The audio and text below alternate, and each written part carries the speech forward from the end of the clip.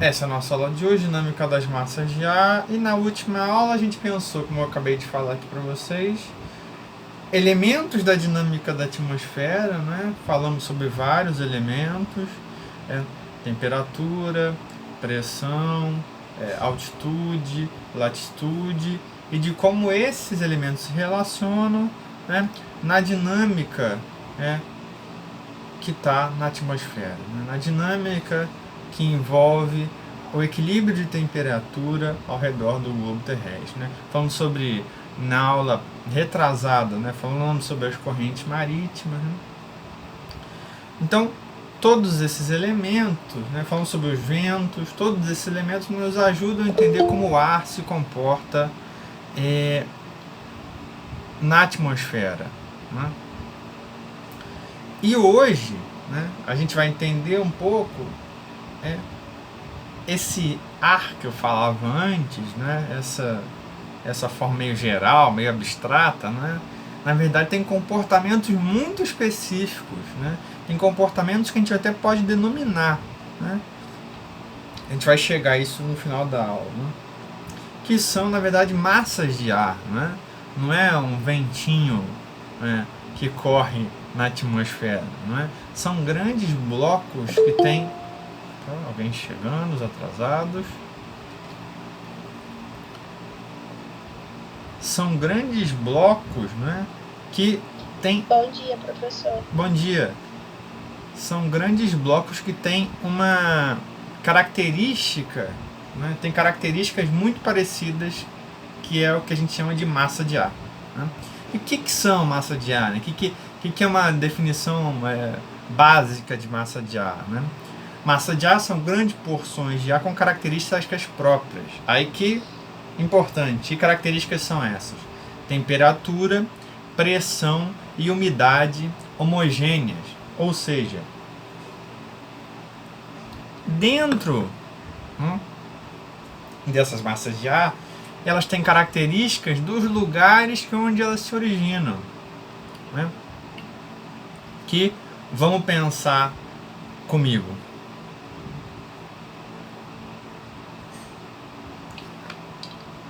Vamos pensar, não, deixa eu tirar nosso amigo aqui de órbita. Nós aqui.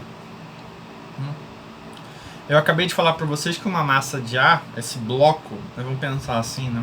Massa de ar como um verdadeiro bloco de ar, né, que se comporta no planeta Terra de diferentes formas. Ele tem características de temperatura, pressão e umidade. Essas três características são fundamentais para a gente caracterizar as massas de ar que estão ao redor do globo, atuando hoje, por exemplo, no nosso país, ou no planeta inteiro de maneira geral. E eu acabei de falar para vocês que uma massa de ar tem as características do lugar que ela se origina. E aí eu pergunto, uma massa de ar que é formado no meio da América do Sul, ela está sendo formada no meio da América do Sul. Portanto, ela é uma massa de ar continental, ela é formada no continente. Ela é seca ou ela é úmida?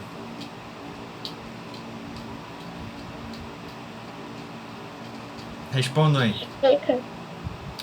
Seca? Sei lá. Por que ela é seca? Porque a massa de ar é quente, não sei. Ela pode ser até fria.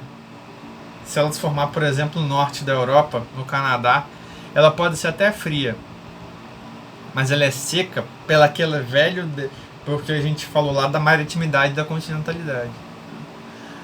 Quando uma massa de ar está formada num curso d'água, né, próximo de água, próximo de umidade, aí sim ela ganha umidade pela transpiração, pela umidade de que está no mar, né? Ou seja, essa massa de ar formada no continente, ela tem as características do continente. Uma massa de ar formada na água, né, perto de algum grande curso d'água, ela é formada por as características desse local. Por isso que a gente diz ali na definição de massa de ar que ela mantém, até ela perder força, até ela se dissipar, ela mantém as características do lugar de origem. O que empurra essa massa de ar? As zonas de alta e baixa pressão, as zonas que formam os ventos. Portanto, uma massa de ar, né, massa de ar que atua muito aqui no Brasil, que traz muito a nossa frente fria, é uma massa de ar que vem daqui, né, do sul da Argentina, né, que vem aqui da região polar. Né. Ela é fria. Por que ela é fria? Porque ela vem de uma região fria do planeta. Ela mantém essas características dessa região e traz, né, umidade e temperatura mais chã em relação aos trópicos. Em última instância, ela mantém aquele movimento de equilíbrio. Né? O ar quente desce, o ar frio sobe. Né? Só que agora a gente tem uma complexidade aqui. Esse ar frio, né, que eu falava antes, que desce e sobe, ele não se comporta mais como um ventinho. Ele é um bloco inteiro. Ele é uma massa de ar. Né? Ele é uma característica de temperatura, ele tem característica de temperatura, pressão e umidade dessa região aqui do planeta que vem para o sudeste, por exemplo. E aí a gente vê no jornal, hoje vocês vão ver jornal, agora vai terminar a aula, vamos almoçar, vamos ver o RJTV. No RJTV, na verdade, sempre mostra esse lado aqui do planeta, né? Nós, né? Sempre uma massa de ar vindo do mar em relação ao país, né? Em relação ao sudeste, basicamente, que fala basicamente do sudeste, né? no jornal. Né? É sempre esse movimento da massa de ar. Né? A gente vai denominar essa massa de ar daqui a pouco. Mas antes, vamos ficar com essa definição. Né?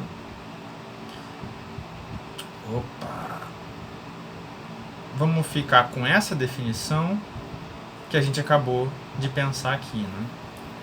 Massa de ar tem características próprias de temperatura, pressão e umidade relativamente homogêneas, determinada pela região onde se origina. Portanto, onde essas massas de ar se formam? Né? Quais são os lugares de origem? Né? Onde que elas nascem? Né? Principalmente nas superfícies planas de grande extensão. A homogeneidade quanto às características naturais e a baixa altitude são fatores que favorecem a formação de massas de ar. Né? Portanto, elas se formam em planícies continentais e também se formam em corpos hídricos com destaque para os oceanos. Né? Então, veja, são áreas, né, que são, as massas de ar são formadas em áreas planas, né, que mantêm um certo comportamento de temperatura e pressão homogêneos. Né? Portanto, a gente está falando aqui de continente, né, de áreas continentais planas, né, no relevo plano, a gente vai voltar lá na nossa aula de relevo, e oceanos e mares. Né? Veja que aqui o relevo é fundamental porque a gente comentou na nossa aula passada, né, que a altitude tem uma questão, ela é fundamental para a gente pensar a temperatura. Se áreas muito acidentadas, né, de altitude muito variadas ou muito alta, se modifica a temperatura, modifica essas características de homogeneidade que se pede para formar massa de ar, né, que é a massa de ar formada. Portanto, dificulta a formação de massa de ar. Né, dificulta, né, essas características agirem, né, em um determinado período de tempo para formar um bloco homogêneo de temperatura, pressão e umidade. Né. Portanto, as áreas planas, seja ela continental, seja ela nos oceanos, né, tem aí um papel fundamental nessa formação, né, no lugar que essas grandes massas de ar, né, com condições de temperatura, pressão e umidade, né, homogêneas, comum, né, se formam. Né. Portanto, aqui um gráfico, né, que pensa um pouco, demonstra um pouco isso que eu acabei de falar. Né? Ou seja, é no Oceano Atlântico, né, que pensando no nosso caso, né, no continente sul-americano, é no Oceano Atlântico que o ar é úmido, né, por causa do oceano, e quente. Por quê? Por que ele é quente? Porque o Atlântico Sul, né, é uma área tropical, é uma área de incidência solar alta. Se é uma área de incidência solar alta, ela é quente, com a evaporação do mar, ela é úmida, né, e a massa de ar que sai do Oceano Atlântico, ela é quente e úmida, vindo em direção ao continente sul-americano. Portanto, essa é uma massa de ar importante para pensar o clima sul-americano, que a gente vai ver daqui a pouco, né? Portanto, a gente já falou o que é a massa de ar, onde ela se forma. Portanto, ela tem características, né, comportamentos muito interessantes, que a gente pode delimitar muito bem, né? A gente vai pensar um pouco isso no final da nossa aula de hoje, né? Se essas características são homogêneas, né? Se a gente pode delimitar muito bem ela, a gente pode fazer uma classificação dessas massas de ar, né? Como a gente classifica essas massas de ar? Portanto, essa área de formação, né, essa área continental ou no oceano que se forma as massas de ar, quente, úmida, seca, fria, etc., né, elas têm características específicas, essas massas de ar vão se deslocando, dado as áreas de alta e baixa pressão, que a gente já conversou na aula passada, que formam os ventos, que formam a circulação do ar na atmosfera. Portanto, essa massa de ar vai empurrando, né, o ar, vai empurrando, vai como se fosse, ela é um bloco homogêneo, né, que vai empurrando o ar, formando levando, na verdade, umidade, levando temperatura, né? Mantendo o planeta em equilíbrio, tentando manter o planeta em equilíbrio termodinâmico, né? Portanto, a atuação das massas de ar interfere nas condições de tempo, e essas massas de ar também sofrem interferência das diversas condições atmosféricas, das diversas condições geográficas do planeta Terra, né? E aí eu volto ao slide anterior, né? A massa de ar quente e úmida, ela não consegue passar pelo continente sul-americano, porque tem aí um relevo fundamental que a gente já estudou bem, né? Foi até questão de prova nossa, né? Que é, né, os Andes, né? Que é essa cadeia de montanhas fundamental que não deixa essa umidade passar para o Oceano Pacífico e nem vice-versa, né?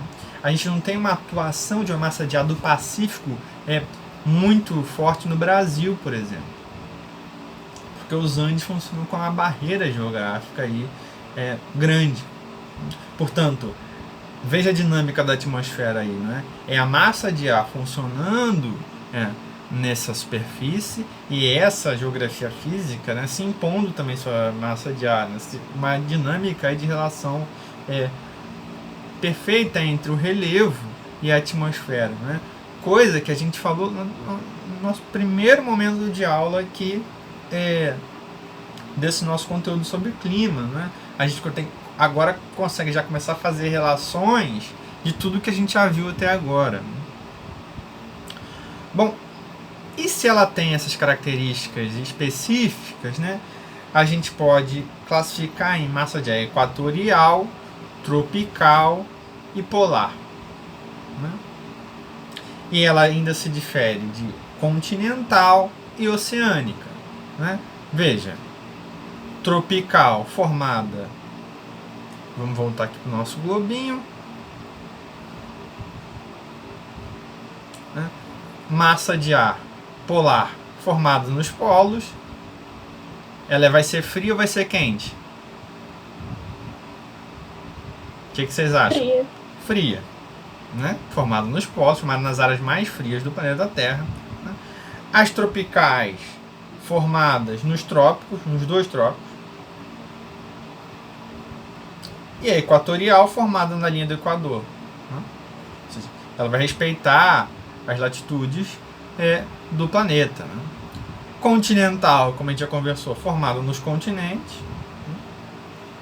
Oceânica, formada nos oceanos, percebe? O nome das massas de ar E quando a gente começar a pensar nos nomes delas específicos, os nomes já dizem as características delas, já podem começar a pensar a partir disso, né? Por isso que não precisa ficar gravando, como antigamente, a massa de A tal funciona desse jeito. Pelo nome você já pega as características dela, e vamos chegar nisso daqui a pouquinho. Portanto, as massas de ar são equatoriais, tropicais e polares, oceânicas ou continentais. Vamos continuar.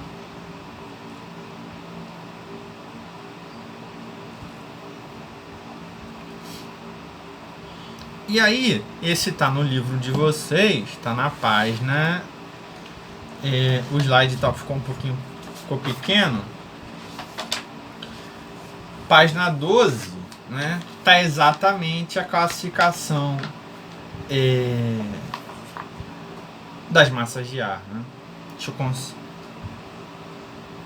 se liga na notação, né? As massas de ar têm notação, é MP alguma coisa, MT alguma coisa. Então é massa polar alguma coisa, que a gente vai ver, massa tropical alguma coisa, massa equatorial alguma coisa. Então a massa, não vou aqui passar por tudo, né? Mas por exemplo, massa tropical continental, ela é formada nos desertos tropicais.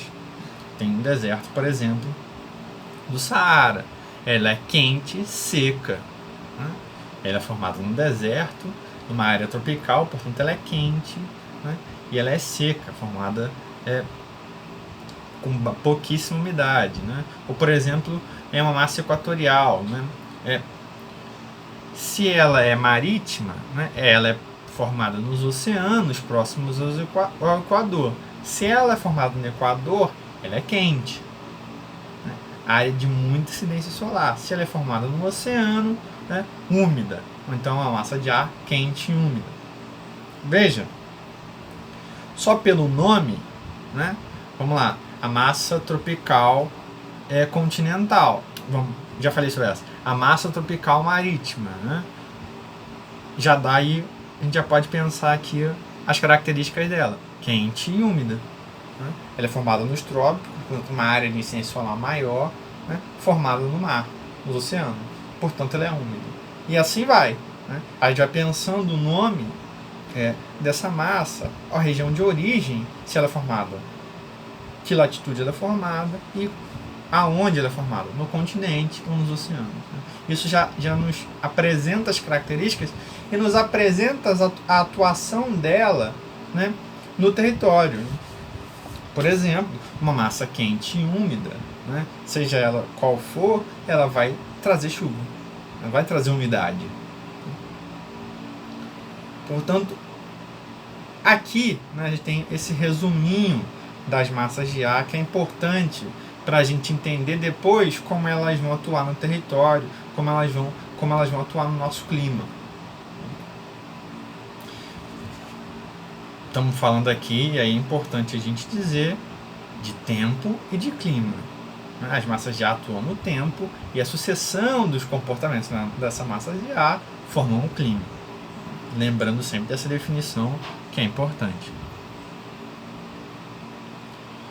Bom, e aqui, fechando um pouco essa definição de massa de ar, né? Não existe vácuo na atmosfera, né? Uma massa de ar está sempre em contato com outra massa de ar, né? São sempre blocos em contato um com o outro, né? Afinal, o ar, né, tem um certo conjunto homogêneo, mas que tem condições de temperatura que fazem com que massas de ar, né, se choquem. Essa definição dessa área de transição entre duas massas de ar, né, é exatamente o que a gente chama de frente, né? E aí vocês conhecem muito bem a frente fria, né? No jornal, sempre a frente fria, né? Para a gente aqui, né, para nós que somos habitantes dessa parte do planeta Terra, né, sempre a frente fria que interessa, né? Porque as condições de temperatura são médias e altas em relação a outras partes do planeta, né, principalmente o norte, né, e a Europa.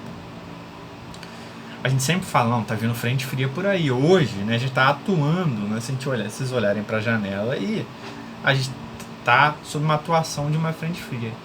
O que é uma frente fria? A frente fria, né, é exatamente o encontro de duas massas de ar. Desculpa, o que é uma frente fria? Não, o que é uma frente? Né? Tem várias frentes. Né? Ela é exatamente o encontro dessas duas massas de ar, e a gente sente a mudança do tempo. E, obviamente, uma frente fria, né, a temperatura diminui.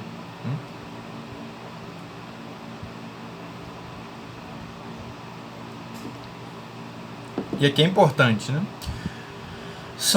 A frente, né, é uma área de transição entre duas massas de ar, um encontro de duas massas de ar de diferentes temperaturas, né? E aí, lembrando a definição de massa de ar. Massa de ar é uma massa, né, homogênea com temperatura, pressão e umidade. Né? O choque entre essas duas massas de ar provoca mudanças significativas no tempo, como a gente está vendo hoje. Né? Como a gente está vendo, se a gente olhar para a nossa janela, né, a gente vai ver, né, nuvem, né, uma frente fria chegando, trazendo umidade, trazendo nuvem, trazendo chuva. E aqui um comportamento dessas frentes. Né? Normalmente o ar mais quente, mais leve, se sobrepõe ao ar frio mais denso. Se o ar frio predomina, uma frente fria. Se ao contrário, o ar quente avança, uma frente quente. A gente quase nunca fala na nossa aqui, no nosso país, né, de frente quente. Porque a temperatura média é alta. Né? E olha o comportamento da frente fria. Ela tem mais ou menos 3 km a 4,5 km de altura. Ela tem uma distância horizontal média de 400 km. É o ar quente recuando, né, e o ar frio, né, chegando. Né? Aqui, ó, veja aqui. Vou colocar em azul. Né? Essa é a frente fria. Né? O ar quente está indo embora. Né? O ar frio está penetrando aqui, né? Está avançando sobre o território. Né?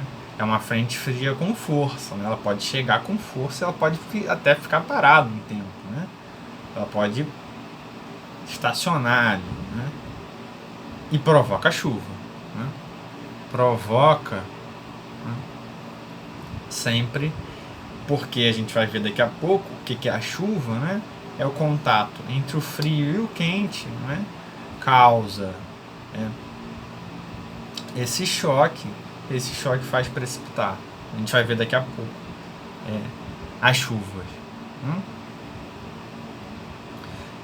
A gente tem a frente fria, mas também a gente tem a frente quente. É o ar quente cobrindo. O ar quente sempre está mais elevado, está mais leve. A gente já conversou sobre isso aqui, não é? O ar quente, ele tem as moléculas de ar mais espaçadas, né? Se elas estão mais espaçadas, ela cobre essa área, né? O ar quente está fazendo isso aqui, ó. Ele está cobrindo o ar frio. Se ele está cobrindo o ar frio vai perdendo força, vai ficando quente. E a chuva aqui é uma chuva quente. É uma chuva, você não tem aquela sensação de frescor, né? Você tem a sensação do abafado, a chuva, né? Isso é comum no verão, por exemplo. O ar frio vai se recuando. O ar frio vai se afastando, mas não vai sendo coberto, na verdade, né? Vai fazendo esse cobertor quente aí, né? Outra questão fundamental para a gente pensar nesse choque das massas de ar, né, que vai ser fundamental para a gente explicar o próximo passo que a gente vai dar aqui na nossa aula, é a umidade. Porque, veja, a gente conversou há pouco, né, que as frentes que as massas têm características de temperatura, pressão e umidade. E a gente conversou aqui, a massa polar é fria e seca, ou a massa continental equatorial é quente e seca, e a marítima é quente e úmida. Ou seja, a umidade tem um papel fundamental aí nesse fator do tempo, porque é ela que vai trazer a chuva ou não. E veja, aqui a gente não está falando só de umidade como precipitação, né, com umidade como chuva. Né. Tem aqui duas definições importantes para a gente refletir. Uma coisa é a umidade do ar, ou seja, a quantidade de vapor d'água que está no ar. Outra coisa é chuva. Por exemplo, se eu abrir aqui minha janela, eu vou sentir o ar mais úmido, mas não está chovendo. Não choveu ainda aqui onde eu estou. Veja a diferença entre umidade, né, e precipitação. Precipitação é umidade caindo, é chuva, né? É água caindo do céu. Umidade não. E essa umidade, né, corresponde à quantidade de vapor d'água existente na atmosfera, proveniente da evaporação da água do mar e da evapotranspiração, né, das florestas, basicamente, né, das plantas. Né? E aí a gente tem, por exemplo, uma questão que a gente fez na aula passada sobre a Amazônia. Né? A floresta tropical, a maior floresta tropical do mundo, né, tem uma evapotranspiração aí gigantesca, né, que se convencionou chamar dos rios voadores. Né? Na nossa última aula tem uma questão sobre isso bem bacana. E aí, obviamente, né, a quantidade de vapor d'água, a quantidade de umidade no ar, não é igual para todo o planeta Terra. Né? Porque, afinal, a gente volta à definição da aula passada de maritimidade e de continentalidade. Né? A gente está falando de massas de ar, né? E a gente tem diferentes porções de terra no planeta Terra, né? Ficou redundante, né? Isso significa que essa umidade que está nessas massas de ar se comportam de forma diferente, né? Como a gente já falou aqui há pouco tempo. Né? Se essa massa de ar é quente e seca e ela se choca com a massa de ar fria e úmida, a gente tem diferentes composições dessa umidade, diferentes comportamentos dessa umidade na atmosfera, na nossa atmosfera. Né? E isso representa, em última instância, essa definição que a gente começou na aula passada de maritimidade e de continentalidade, né? Que nada mais nada menos que são as diferentes áreas continentais do globo. Né? A gente tem diferentes porções de terra. Né? Isso faz com que nós temos diferentes composições de umidade na nossa atmosfera. Né?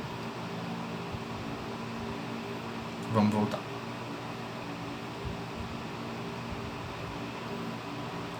Pessoal, essa aula é um pouco cheia, brinca com todas essas definições que a gente já trabalhou. Se tiver com dúvida, fala, né, para não ficar nada para trás. Né? É fundamental não deixar nada para trás, porque vai formando uma escadinha nesse conhecimento climatológico que a gente tem. Né?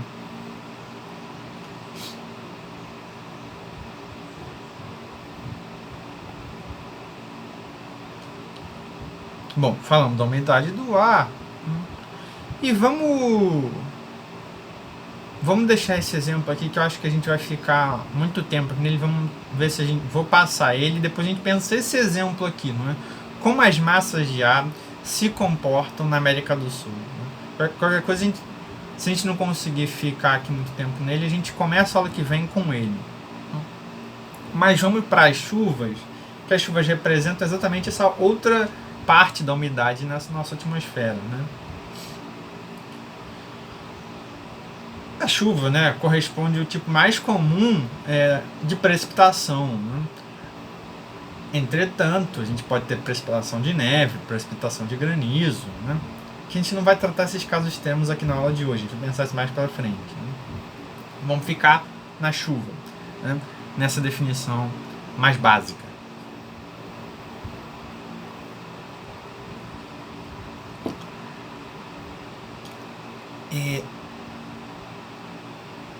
A chuva, né, ocorre como uma nuvem que está carregada de vapor d'água, entra em contato com uma camada de ar frio. Essa quantidade de vapor d'água existente na atmosfera portanto determina a possibilidade de haver ou não chuva, né?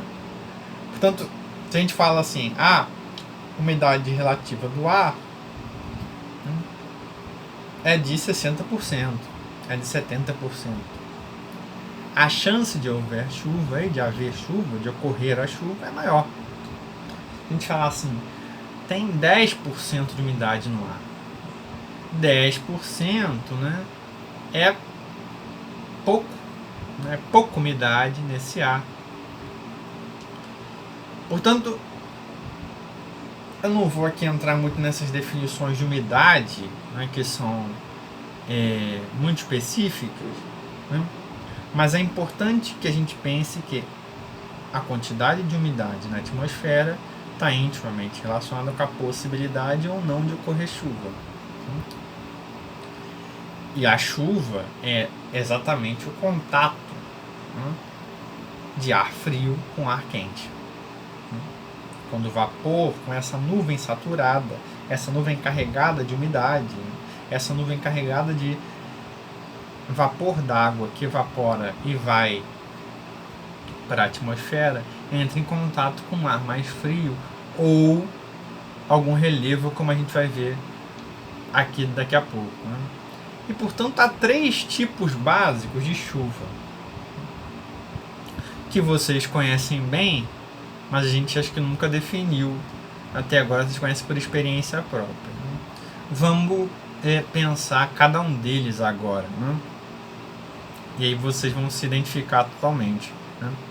A primeira delas, né, o primeiro tipo de chuva, né, é a chuva convectiva.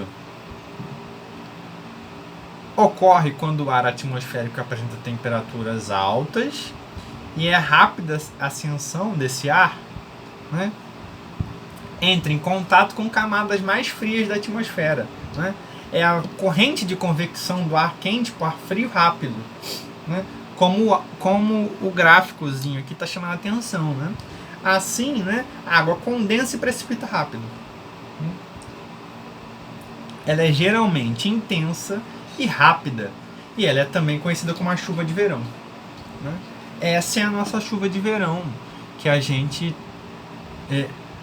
conhece muito bem pela sua violência, pelo seu momento do ano específico que ela ocorre, né? São as famosas, né, as águas de março fechando o verão, né, que é a música lá do Tom Jobim, que é muito famosa, né? Ela é uma chuva violenta, ela é uma chuva rápida, ela é uma chuva quente, né, de alta temperatura, ou seja, temperatura elevada, sobe, vapor da água, chove, né?